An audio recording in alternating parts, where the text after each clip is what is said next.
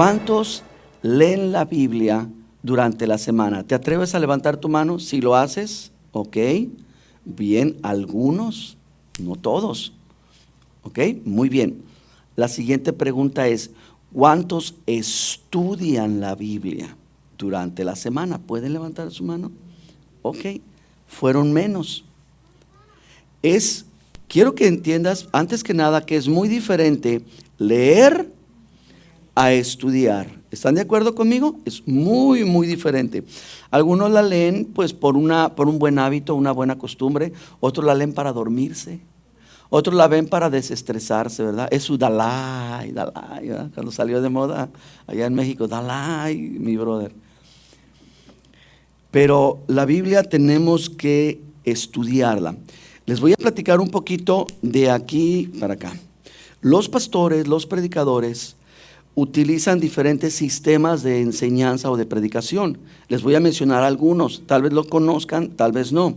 Está, por ejemplo, la predicación en forma temática, para que me puedas ubicar. Yo soy uno de los que utiliza mucho este sistema. Utilizamos un tema. ¿Cuál es el tema que estamos estudiando? Ahí está. Ok, estudiamos un tema y lo dividimos en diferentes porciones. ¿Para qué? Para poder abarcar más de ese tema. Está también el estudio textual. Se toma un texto y se analiza, ¿verdad? Y se está manejando a través de esa manera. Una pequeña porción. Está el estudio expositivo, que ese es el que también un servidor utiliza los miércoles. Este estudio es donde vamos paso por paso con la Biblia y vamos desglosando lo que se está trabajando. En este estudio expositivo casi no nos brincamos de un texto a otro, nos mantenemos mayormente en lo que estamos estudiando. Y se estudia toda una porción, puede ser un capítulo o puede ser una parte de la experiencia o de la vida que se está viviendo. Está el estudio histórico también, es parecido, pero ese se enfoca más a las partes y a las áreas históricas, a la historia de una persona. Ok, la vida de Moisés, ¿verdad? Del personaje, o biográfico puede ser, etcétera. Yo me gusta más en estos dos. Hay veces una persona que somos amigos, ¿verdad? Me omito el nombre y me dice, ¿y cuándo vas a predicar? Y digo, pues ya prediqué. Dice, no, es que enseñaste y también hay que predicar. Y es cierto, es cierto. Hay cierta diferencia y la prédica está más en el sombrerazo, ¿verdad? Brinco y sombrerazo. Por ejemplo, en la mañana yo estoy dando algo más como prédica que como enseñanza, pero en lo personal me gusta dirigirme más en la enseñanza porque el tiempo es corto y porque ustedes más y casi no los veo. Es que cuando los veo me desquito, ¿verdad? ¿Ok? Es bien importante, hermanos, que entiendan, estudiar la Biblia es más que leerla, ¿ok? Estudiar la Biblia lleva unos elementos importantes. Rápido se los voy a decir. Es una serie de consideraciones. Cuando tú lees este libro, cuando tú lo abres, este libro tienes que tenerle varias consideraciones, no nada más leerlo. Por ejemplo, el contexto histórico. ¿En qué parte de la historia está? Esta Biblia, yo les acabo de decir la semana pasada, ¿en cuánto tiempo se escribió el Antiguo Testamento? ¿Alguien lo recuerda? ¿El Antiguo Testamento? ¿Pueden ver sus notas? ¿Se valen los acordeones? ¿O como le dicen algunos? Chivo, ¿verdad? Creo que le dicen chivo por ahí en otro país. Tomó más de 1000 años escribir el Antiguo Testamento. ¿Saben cuánto tomó el Nuevo Testamento? Ese se deben de acordar. Como 70, bueno, por ahí más o menos, ¿verdad? Porque Juan llegó hasta el año 90 por allá. Entonces, el contexto histórico del Antiguo Testamento, es muy amplio, pero el contexto histórico del Nuevo Testamento es más reducido. ¿Me explico? Entonces son cosas bien importantes a considerar. Vimos un poquito y quiero decirles, ahorita Kevin está echándole todas las ganas. Por favor, háganlo. Vayan a la página oficial que tenemos y descarguen los gráficos, descarguen lo que estamos poniendo ahí para que esto les ayude a ustedes a estudiar. Ahorita vamos a ver algunos. Pero algunos piensan que cuando se escribió la Biblia, se le trajo al escritor su velita, ¿verdad? Una vela, una pluma de ganso, una mesa, una sillita, un café, un té, y se puso, ¿verdad? No, hermanos, esto tuvo un trabajo increíble. Este libro abarca 3 continentes. No hay un libro en la historia, no hay ni un solo libro en la historia que haya requerido ni siquiera 2 continentes haber escrito. Este libro fue escrito en África, en Europa, en Asia. Este libro tiene muchísimas cosas que tenemos que considerar rápidamente. También, como les menciono, el aspecto geográfico. ¿En dónde se escribió? A lo mejor tú dices, tú lees ahí, y que las serpientes, y que esto, y que el otro, y que la figura de la serpiente, y tú dices, bueno, ¿y qué onda? Pues es que, oigan, estaban en el desierto. Entonces, hay muchas cosas, por ejemplo, así rápidamente, óiganlo bien, los nacidos en el desierto no conocieron el mar hasta que, óiganlo, hasta que conquistaron Canaán, hasta que acabaron la conquista. Entonces, hay muchas cosas que tienes que considerar. Bien, también hay que considerar el contexto racial, ¿verdad? Social. Les voy a dar unos ejemplos. ¿Cuántos de aquí creen en fantasmas? ¿Alguien cree en fantasmas? Levante su mano. Si se anima, ¿verdad? Okay. Yo no. Ok, ¿sabían que los apóstoles creían en fantasmas? Ven a Jesús caminando en el mar y ¡hay un fantasma! ¿Verdad? Por ejemplo, otro, ¿verdad? Clásico, los pantalones. Que la mujer no se ponga pantalón, que la mujer se ponga ropa de mujer. Bueno, en la época de Jesús no existían los pantalones. Bueno, por ahí se usaban, pero en otra región. Allá hecho por, ya se me olvidó el nombre de quiénes eran estos señores que lo habían inventado. Y después se toma el pantalón y se utiliza junto con la falda para que las mujeres puedan trabajar. Después, óiganlo bien, se les permite a las mujeres utilizar overol, sobre todo cuando empezaron a trabajar, sobre todo en las guerras mundiales, que los hombres se iban y el país se quedaba con puras mujeres y alguien tenía que hacerse cargo de las fábricas. Y ahora le van para adentro, ¿eh? Y se ponían sus overoles. Hay un proceso. Entonces, estas cosas se toman de una manera radical. Y esto crea conflictos, y los hay. Ok, les voy a poner ahorita un ejemplo, ok. Bien, rápidamente lo que les recomendamos muchísimo, herramientas, junto con tu Biblia, tú deberías de tener esto. Bueno, en primer lugar, una Biblia adecuada. Y déjenme mencionar un poquito al respecto de esto. A mí me preguntan, pastor, ¿es cierto este asunto de que la nueva versión internacional es del diablo y que le quiere robar esto al Señor, o que esta otra versión? ¿Han escuchado ustedes algo de eso? Bien, miren, hermanos, en primer lugar, no se dejen espantar. No tiene ningún problema que tú tengas, y te lo recomiendo, diferentes versiones. Cuando tú tengas tu Biblia, ábrelas en el mismo pasaje. Cuando vayas a estudiar tu Biblia, perdón, y lee las diferentes versiones. Eso te ayuda a enriquecer, ¿ok? ¿Por qué? Porque lo que se dijo es muy diferente a veces de lo que se quiso decir. ¿Sí me entienden? Está medio raro. Lo que a veces se dijo no era precisamente lo que se quería decir. Jesús dijo, el que me quiera seguir aborrezca a su padre y a su madre. ¡Wow! ¿Es eso lo que se quiso decir? No hay otra cosa que se quiso decir. Que la mujer no use peinados, ni esto, ni el otro, ni se ande pintorrajeando, sino que esto. ¿Eso se quiso decir? No. ¿Ok? A esto se le conoce como hipérboles, como eufemismos o como judaísmos, ¿verdad? Por ejemplo, estábamos platicando mi esposa y yo, en Colombia usan una palabra muy común, en México no la usamos, ¿verdad? Porque venimos de allá y allá la gente la usa para otra cosa. Entonces hay mexicanismos, hay colombianismos, hay guatemalismos, no sé cómo se llama, hay mucho ismo. Entonces se tienen que considerar esos factores, mis hermanos. ¿De acuerdo? Muy bien. Ahora, es bien importante que tú consigas una concordancia. Todo esto ya lo pueden conseguir hasta en internet o por Amazon. Se lo recomiendo. Una concordancia les va a ayudar a encontrar palabras bíblicas en orden alfabético y su significado.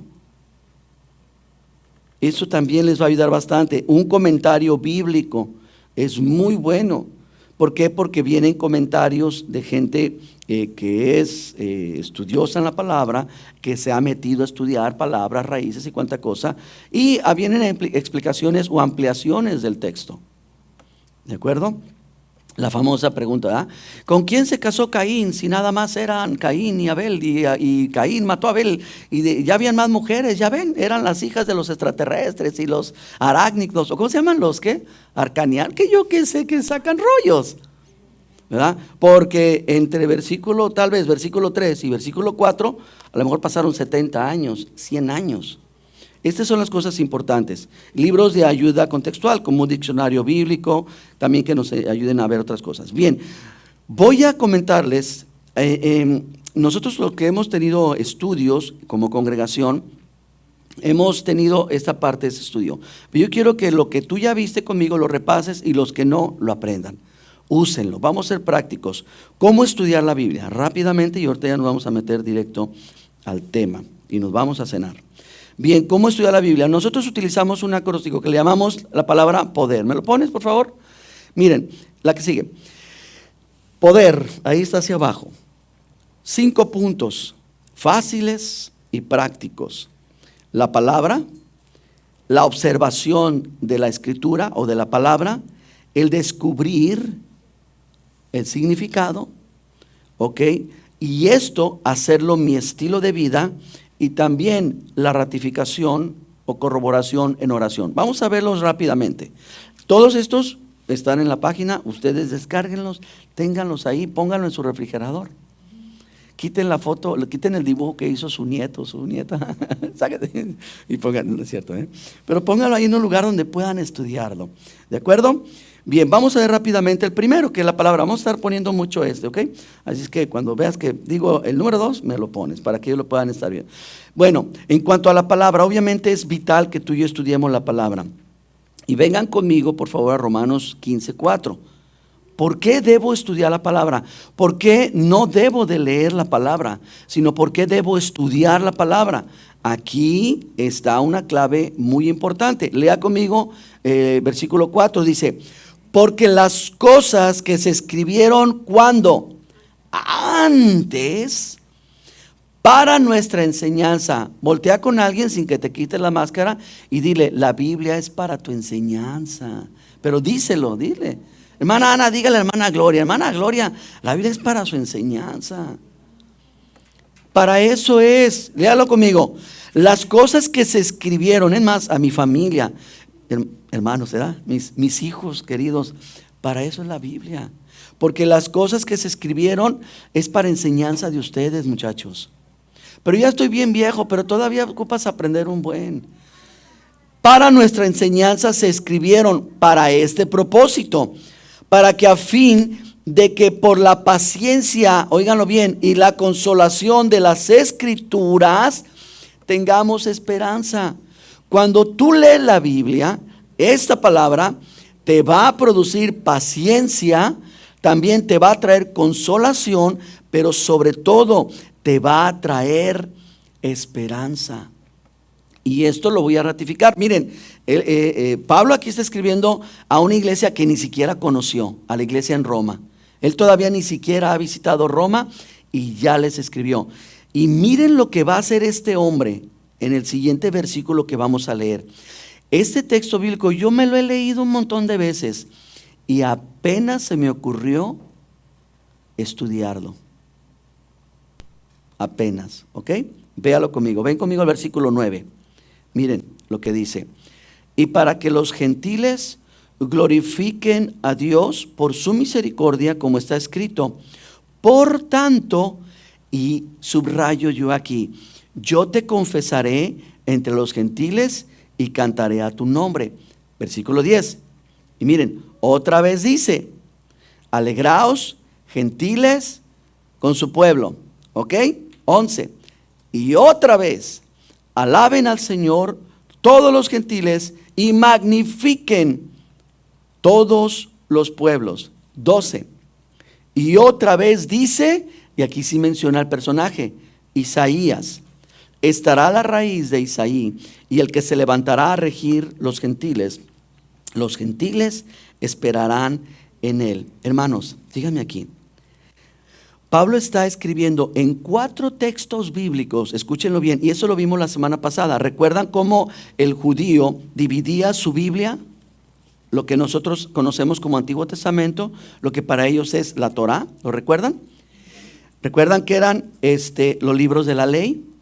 ¿Qué otros recuerdan que era otra clase?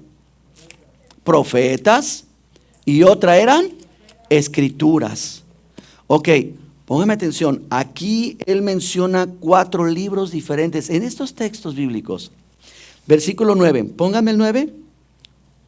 Dice así: y yo te confesaré entre los gentiles y cantaré a tu nombre. Está mencionando 2 de Samuel 22:50. En ese pedacito, ¿ok? Vengan conmigo al versículo 10. Otra vez dice: alegraos gentiles con su pueblo. Está mencionando los libros de la ley.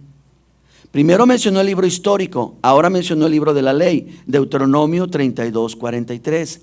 Después, versículo 11, otra vez dice,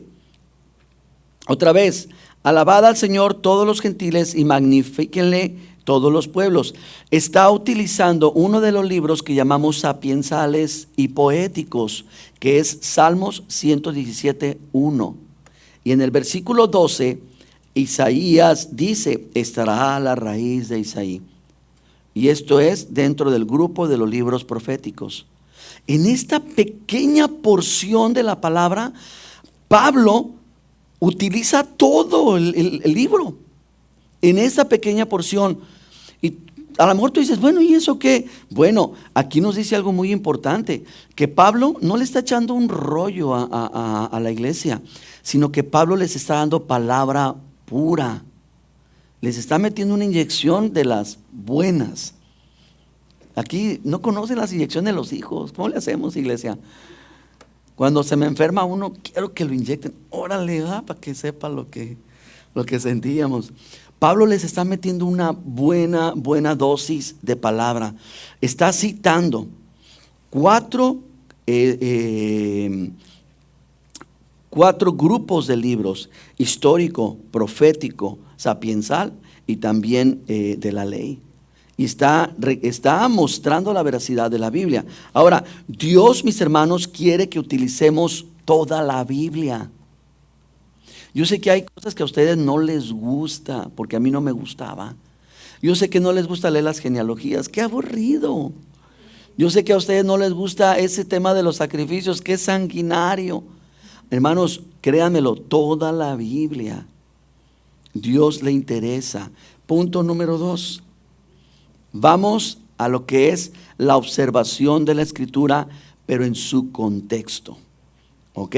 Vamos a observar la Escritura en su contexto. Esto, mis hermanos, nos va a ayudar a que veamos y que interpretemos correctamente el significado. Hay una frase muy trillada, pero no le hace. Las usamos y las seguiremos usando. Cuando leas un texto, lee el contexto para que después no hagas un pretexto. Es muy importante esto, ¿ok? También porque esto mantiene firme a la iglesia en la fe. Y esto nos va a ayudar porque nos ayuda a comprender, óiganlo bien, el mensaje de Dios, pero el propósito de Dios. Hay veces que como predicadores fallamos porque transferimos el mensaje de Dios, pero tenemos que tener cuidado de nunca omitir el propósito de Dios. Ok, ya me dijiste todo lo que tenías que decirme. ¿Y qué onda con mi vida? ¿Cómo lo aplico? ¿Me explico? Esto es bien importante. También observar la Escritura en su contexto es para poder comprender el significado y poder conocer los antecedentes básicos. Le voy a poner unos ejemplos que yo quería decírselos hace un momento. ¿Recuerdan ustedes, lo han leído, que Jesús en la mañana, no sé cuántos pudieron ver la enseñanza de la mañana, hablamos acerca de Zaqueo. Jesús le dice a Zaqueo: me es necesario entrar en tu casa. ¿Por qué? Por varias razones. Una de ellas es que Jesús necesitaba pasar un día en Jericó para no adelantarse, porque él tenía que aparecer el domingo en Jerusalén, pero tenía que estar el sábado en casa de Lázaro. ¿Ok? Entonces necesitaba pasar un día ahí con Zaqueo. Bien, pasa el día ahí con él y después, si quieren saber más, vayan y busquen la predicación. De allí, él llega a Betania, ¿verdad? Y él está ahí pasando este tiempo. En Betania, Jesús manda a los discípulos y les dice, miren, quiero que me consigan dos cosas. Consíganme un burrito, pero después me van a conseguir también un aposento, pero ahorita enfóquense en el burrito. Y él dice, van a encontrar a un señor cargando un cántaro y a él van a ir y a pedirle. Ok, ¿saben ustedes que varios que están enseñando la Biblia atribuyen a este señor que era un gay? ¿Por qué? ¿Por qué dicen eso? Bueno, porque quien cargaba los cántaros eran las mujeres. Entonces, si yo estudio solamente un poquito del contexto, y pues yo veo que algunos libros me dicen, las mujeres cargaban los cántaros de agua y ellas iban al pozo y bla, bla, bla, era el trabajo de ellas, y pues tú dices, pues está un hombre, luego ¿qué haces tú? ¿Concluyes con qué? Pues sí, ¿verdad? Era del otro bando. Ok, pero a estas personas les hace falta estudiar un poquito más. Hay movimientos cristianos, entre comillas, que son LGTB. Sí, dije bien, ¿no? Suena a estación de televisión esa cosa, LG, quién sabe qué, ¿verdad? Ellos están utilizando la Biblia y estas porciones para justificar su pecado. Y dicen, miren, ven, que dicen, Juan, el discípulo amado, ya ven, se le acostaba en el pecho a Jesús, ¿verdad? David, ¿con quién? Con el hijo de... O Jonatán, le quiero bautizar, quiero decirle otro nombre. Y dicen el hombre de este cántaro. Pero lo que ellos no saben es que en esa época había un movimiento que le llamaban los esenios. Y los esenios eran hombres célibes, hombres que decidían no casarse, vivían solos, en santa paz, ¿verdad? Porque, ¿cómo de que no? Es que ellos no conocían happy wife, happy life. Ellos no conocían eso todavía, ¿verdad? Los maridos se pusieron serios así, ¿verdad? Ay, hermanos, déjenme tomar porque ya me puse yo también, ya me asusté. Ellos estaban tranquilos, ¿verdad? Obviamente ellos se servían de esas áreas. Este hombre del cántaro era un hombre célibe. Era un hombre esenio, podemos calificarlo ahí y no mandarlo al otro bando, al pobre. ¿Me explico? Es por eso la importancia. Por ejemplo, ¿por qué es importante ver este asunto de los antecedentes básicos en el contexto histórico, geográfico, etcétera? Porque, por ejemplo, se da el otro asunto. Dios habla con Josué y ahí vamos todos de metiches. Y para lo que nos conviene, ¿verdad? Dios le dijo a Josué, bríncate, échale ganas y mira, todo lo que pise la planta de tu pie es tuyo. Ah, pues ¿qué hacemos nosotros? Pues bien bueno, ¿verdad? Pues Dios me dijo, todo lo que pise la planta de mi pie. ¿Y qué hacemos? Lo sacamos de contexto. Un ejemplo más. Tú tienes que entender cuando Jesús, por ejemplo, se refirió a la iglesia que venía, que todavía no había nacido, o se refirió a los fariseos, o se refirió a los gentiles, o se refirió a qué, ¿verdad? No sé si ya tocaron el tema o lo van a tocar cuando Jesús le dice a una mujer, ¿verdad? No está bien, ¿ya o todavía no? ¿Ya? ¿Todavía no? Ok, bueno. Ok, pero se va a tocar, ¿verdad? Para no meterme yo ahí, ¿sí o no? Jesús le dice a esta mujer, no está bien darle el pan a los hijos, a los perrillos. Le dijo perra. Y salimos porque no tenemos el contexto. ¿Me explico? Entonces son cosas que son bien importantes para ti. Miren, algo que yo te recomiendo mucho y lo voy a estar haciendo por ustedes, ponme por favor los gráficos. Es bien importante conocer y que tengan esto, ponme el S, por ejemplo. Yo sé que ahorita no lo alcanzan a ver, adrede, para que a ver si van allá y así lo ven. Aquí lo que puse para ustedes es Génesis, Éxodo, Levítico, Números, Deuteronomio. Y ustedes van a encontrar el tiempo y el lugar, van a encontrar el libro y el versículo clave. Las cosas más importantes de cada libro. Por ejemplo, hijo, no alcanzo a leer hasta allá, ¿verdad? Déjenme ir para acá.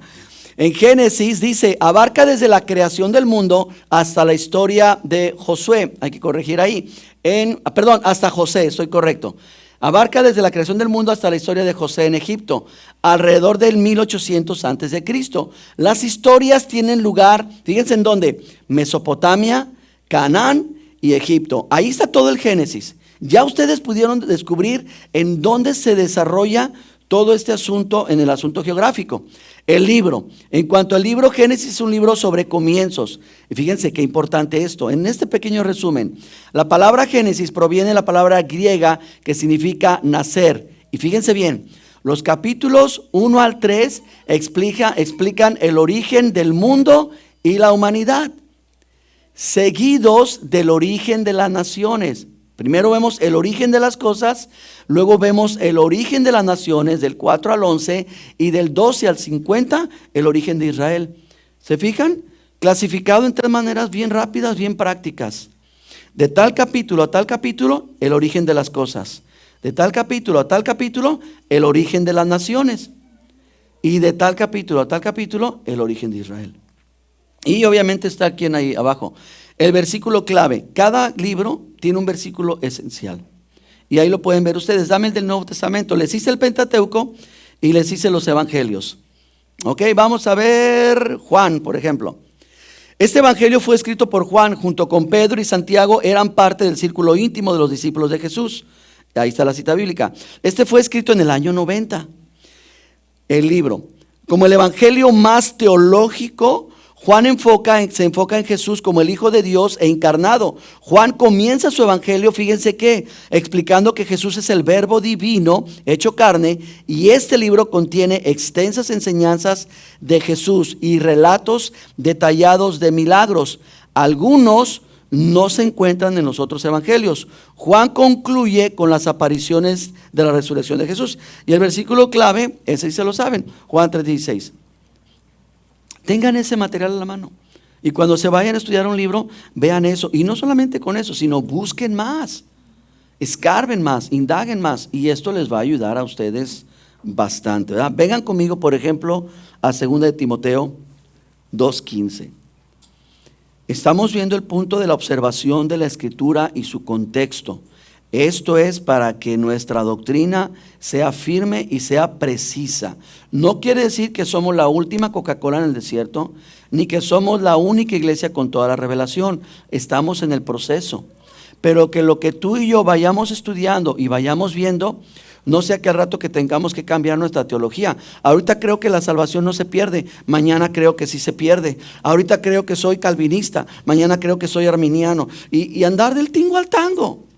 Es esencial esto. Miren lo que pasó. Y Pablo le sigue escribiendo a Timoteo. Y miren las palabras de él. El versículo 15, capítulo 2, 2 Timoteo. Dice: procura con diligencia presentarte a Dios de esta manera, aprobado, como un obrero que no tiene de qué avergonzarse. Y miren la palabra que utiliza aquí, que usa bien la palabra de verdad.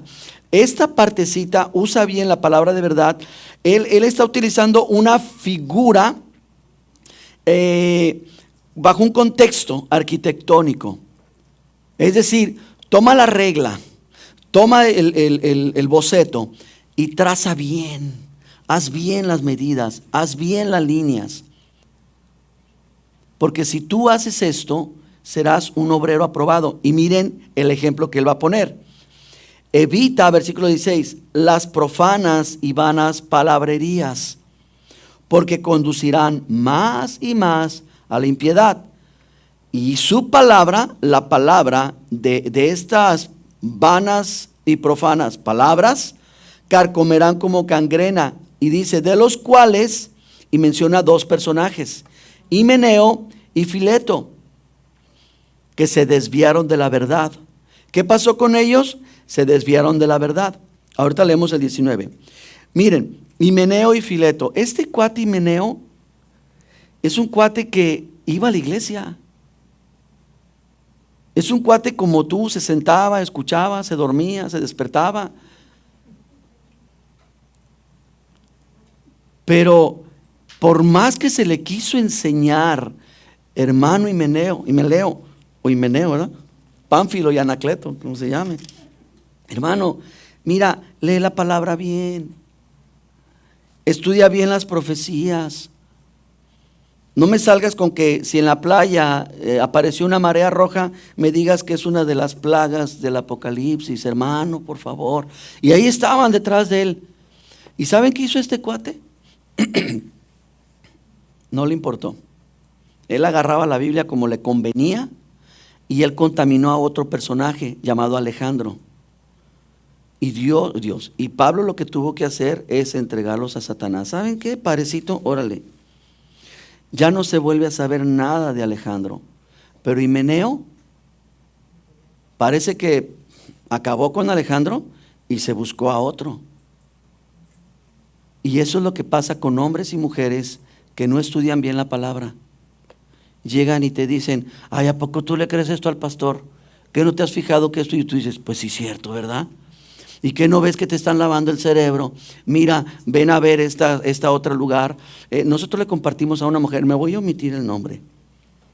La recibimos aquí, ella llegó llorando con una necesidad terrible, un asunto muy feo que le hicieron a su hija. Estuvimos ahí orando por ella, ministrándole, le dimos la palabra, empezó a venir y la perdimos. La buscamos y ya no nos quería recibir. Bueno, está bien, ¿verdad? Y hace poco mi esposa se la encuentra en las redes sociales.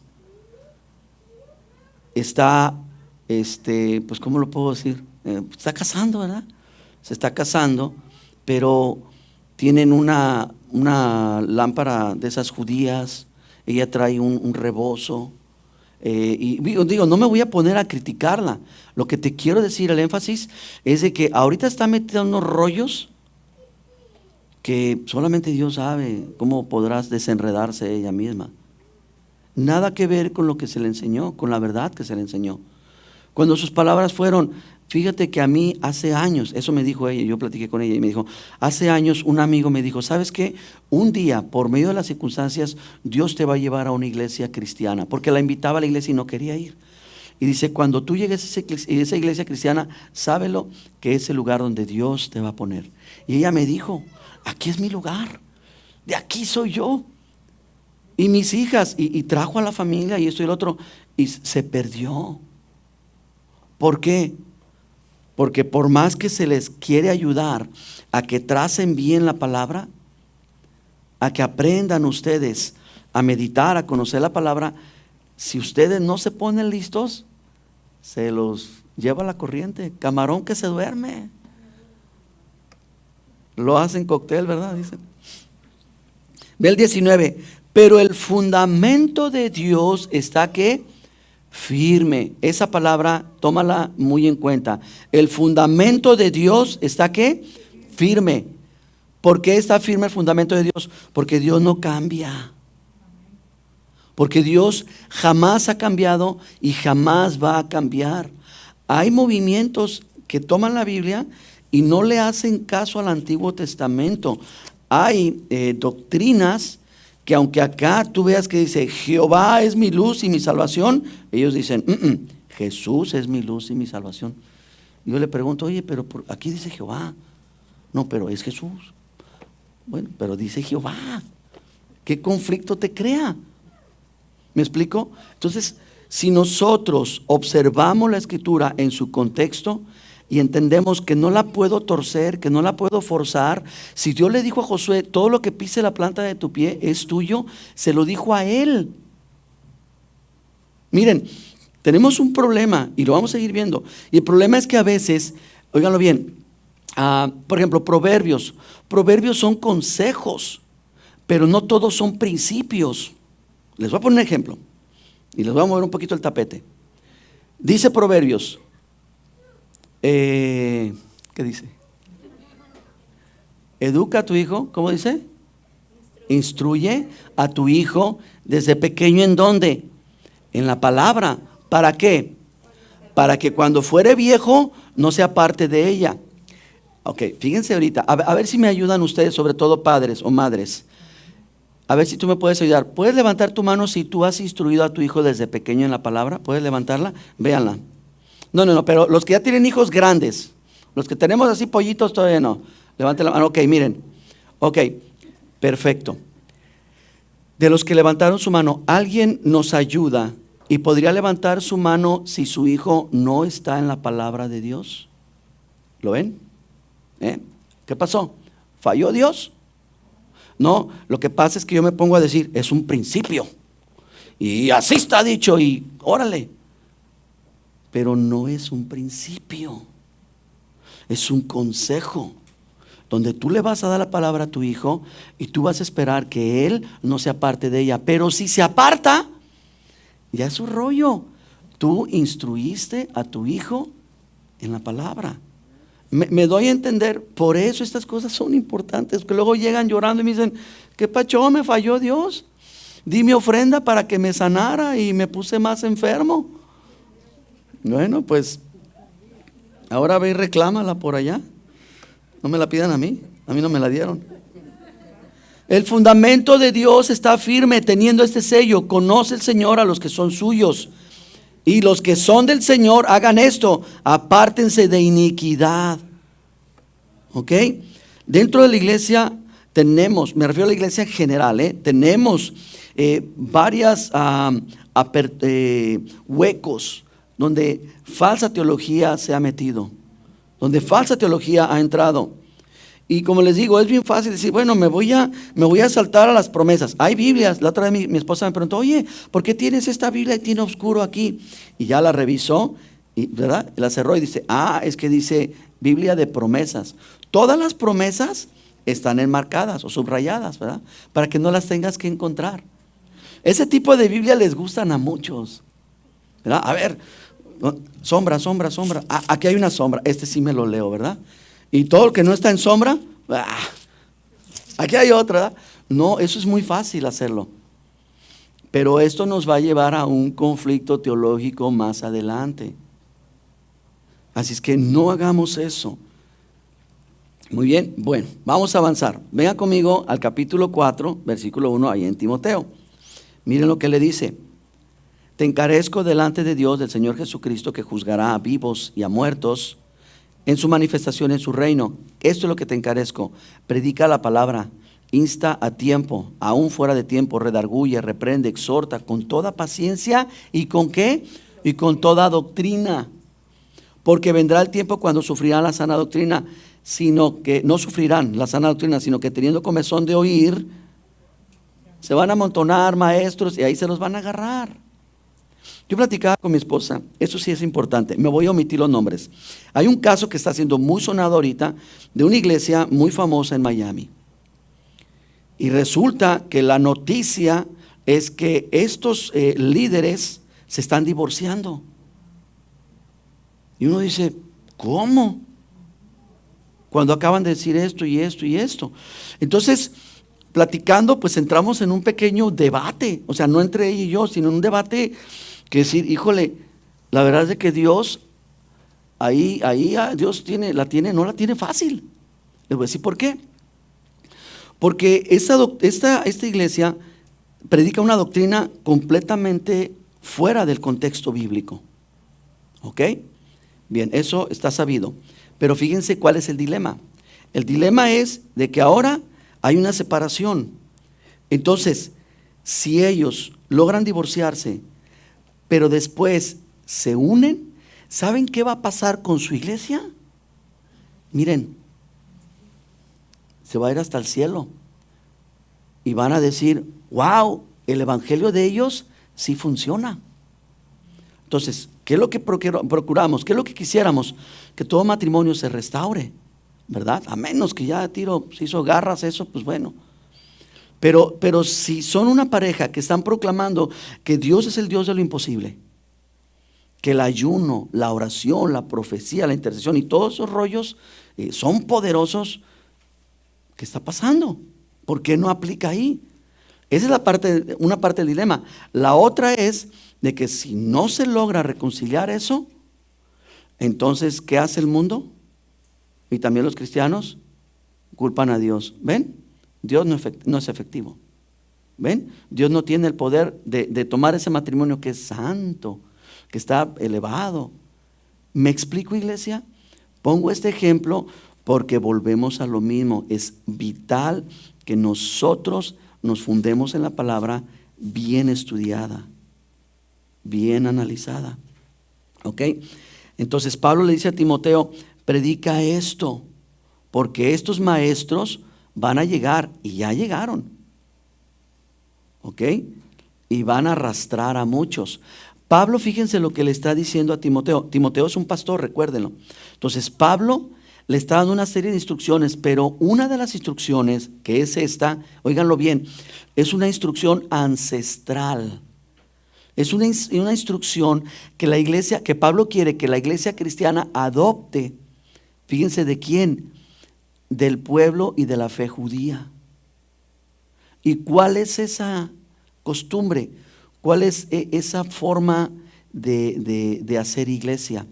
Vengan conmigo rápidamente a estos textos bíblicos. Vamos a ver en un 2x3. Estoy a punto de concluir.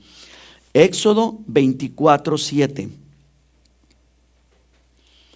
Miren lo que dice. Y tomó, y les voy a explicar quién, porque no lo dice en este caso. Tomó Moisés, fíjense que el libro del pacto, y lo leyó, óiganlo, a oídos del pueblo. ¿Recuerdan cuál era el libro del pacto? Lo que le acababa de dar, ¿verdad? La primera parte, ¿sí? Recuerden lo que fue escrito en los primeros libros. Entonces, Moisés, óiganlo bien, iglesia, se los leyó, no lo predicó, lo leyó. ¿Ok? Vengan conmigo a Josué 8:34. Después de esto, Josué leyó.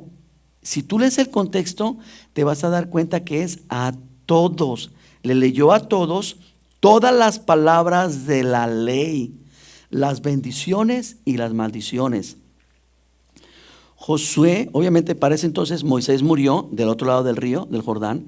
Ya murió, ya le entregan el cargo a Josué. Entonces Josué tiene que hacer ahora la labor diferente.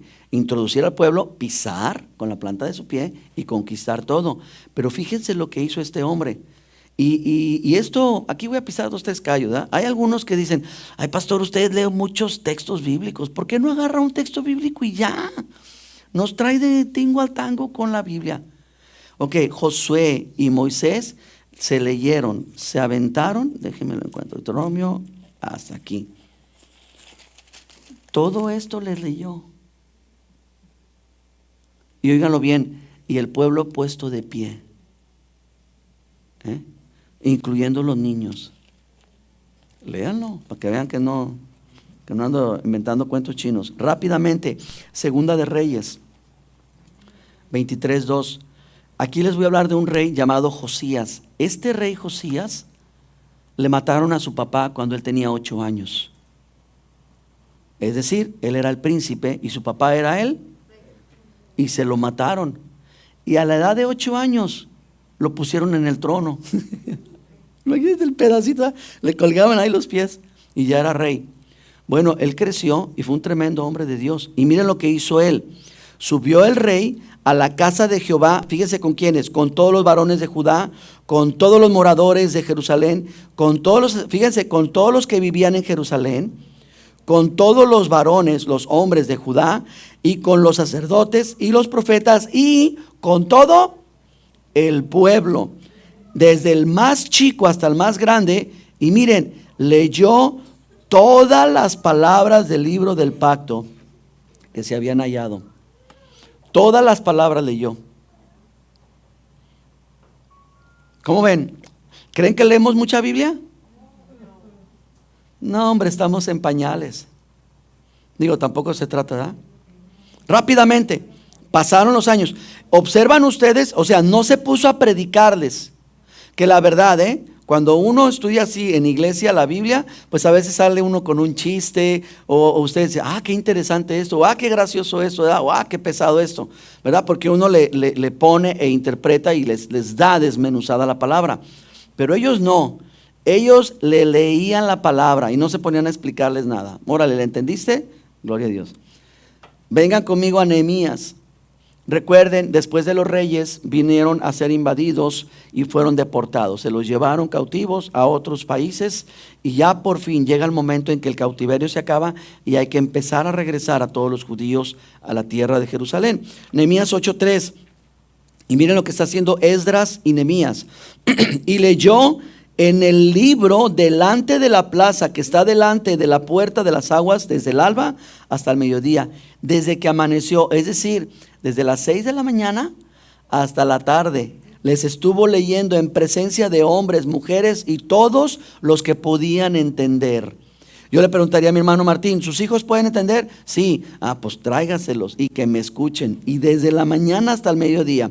Y los oídos de todo el pueblo estaban atentos al libro de la ley. Rápidamente, Jeremías 36. Yo te estoy llevando a estos lugares porque quiero que veas qué tan popular era esta práctica de leer las escrituras. Envió el rey Jehudí a que tomase el rollo, el cual lo tomó del aposento de Elisama, secretario, y leyó en él Jehudí a oídos del rey y a oídos de todos los príncipes que junto al rey estaban. Y uno más. Digo, por si tú dices, no, bueno, esos eran los judíos, pero nosotros no, somos diferentes, ¿verdad? Bueno, ¿cuántos son discípulos de Cristo? Ok. Vean conmigo a Lucas 4:16.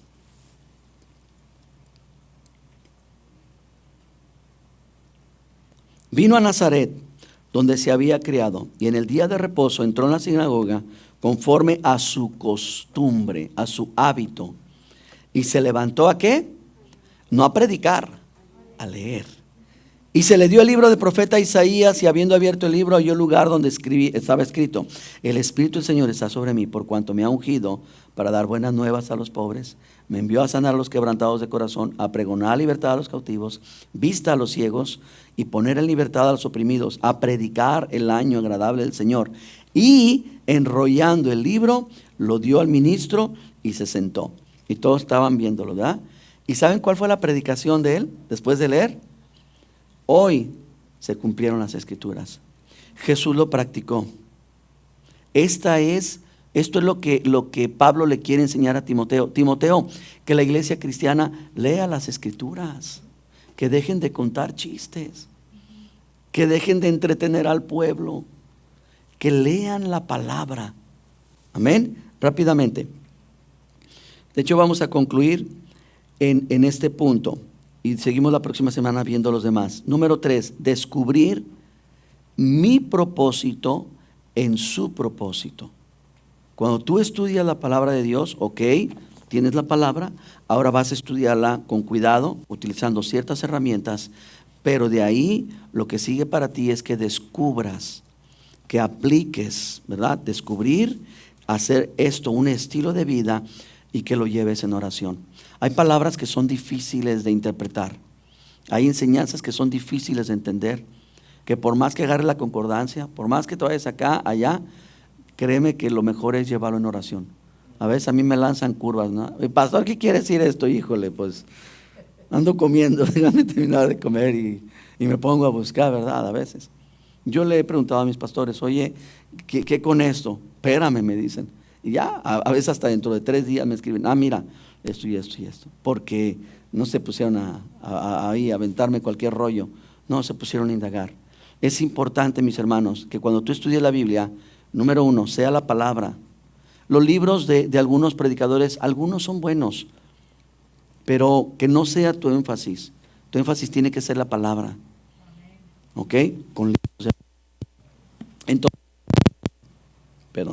Entonces es bien importante que observes la escritura, estúdiala bien, también descubre el propósito que Dios tiene para tu vida en ella, porque si no, mis hermanos, vamos a estar cortos. Y aplícalo en tu vida, un estilo de vida en tu vida. Y esto es porque es necesario que en ti produzca dos cosas siempre la palabra. La palabra tiene que producir en ti una emoción interna para que ésta te lleve a una acción externa. Observa cada encuentro que Jesús tuvo con las personalidades y en todos produjo esto. Algunos para bien, otros para mal. Él se fue solamente a comer con Zaqueo. Solamente se sentó a comer. No le echó su rollo, no lo evangeligó, no le hizo nada. Él solamente comió en santa paz y eso cambió el corazón de Zaqueo, como el de la mujer samaritana, como el de Magdalena y como el tuyo. ¿O no ha cambiado tu corazón? Amén. Póngase de pie y vamos a orar.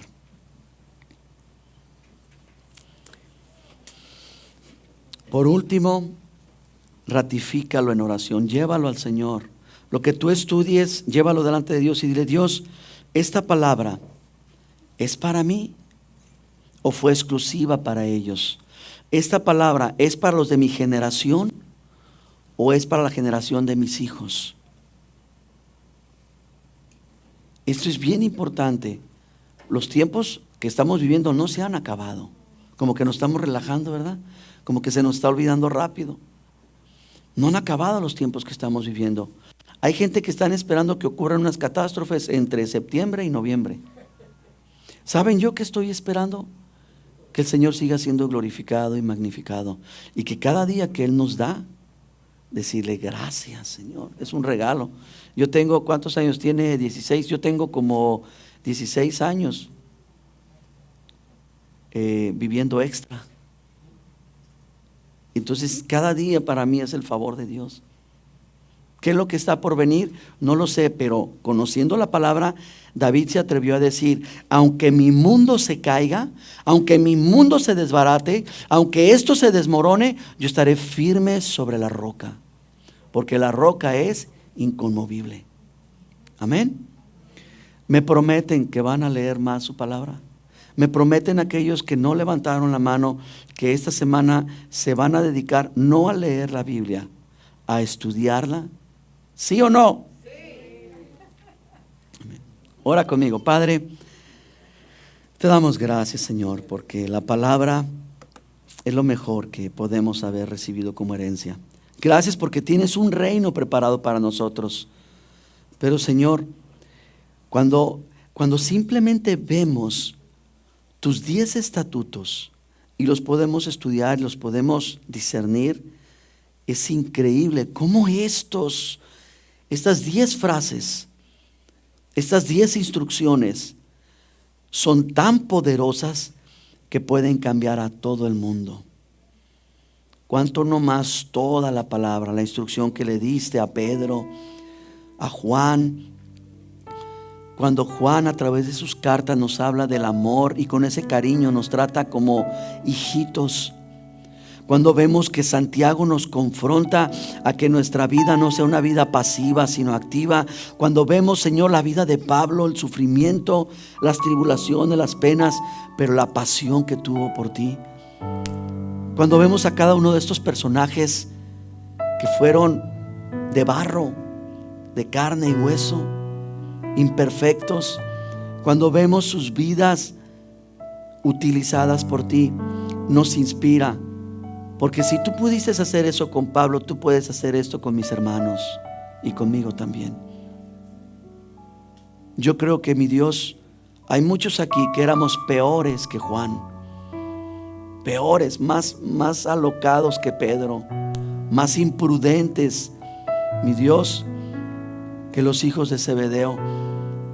Y mi Dios, si en ellos tú hiciste obras increíbles, ¿qué no harás con nosotros? ¿Qué no harás con ellos? Yo sé que tú puedes, mi Dios. Espíritu Santo, yo te pido una cosa. Abre el apetito de esta congregación a dos cosas: a la palabra y a la oración. Que mis hermanos despierten inquietos, que mis hermanos manejen inquietos, Que mis hermanos coman, vivan, respiren inquietos, y que esa inquietud sea por buscar tu palabra, por adentrarse a ella. Es el deseo de mi corazón por los que están aquí, por los que nos escuchan, por los que nos miran. Que tu iglesia, Señor, vuelva a esa pasión, vuelva a ese deseo de tu palabra. Toma un tiempo con el Señor, solamente un minuto más. Habla con Él, háblale a Él, háblale del corazón, háblale desde lo más profundo de ti para que llegue hasta lo más alto de Él.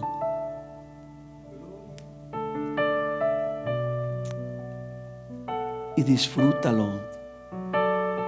Él no solamente está aquí, iglesia, Él está en ti. Disfrútalo, disfrútalo en ti. Deleítate en el Señor, deleítate en Él. Padre, gracias por tu presencia, por tu palabra, Señor. La amamos y la respetamos. Señor, llévanos con bien, llévanos con cuidado, llévanos con paz, llévanos con gozo, con alegría. Lo pedimos en Cristo Jesús. ¿Puedes decir amén? Amén.